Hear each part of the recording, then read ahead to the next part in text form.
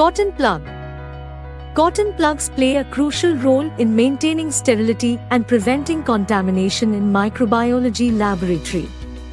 These plugs are commonly used to seal test tube, flasks, and other containers. In this video, we will provide a step-by-step guidance on how to make cotton plugs, ensuring sterile environment for microbiological experiments. Wash your hands. Prepare a clean, sterile area. Open the sterile container, remove a cotton ball. Separate the cotton fibers. Shape the cotton plug. Trim the excess cotton. Transfer the cotton plugs to a sterile container. By following these steps, you can create sterile cotton plugs to maintain a contaminant-free environment in the microbiology lab.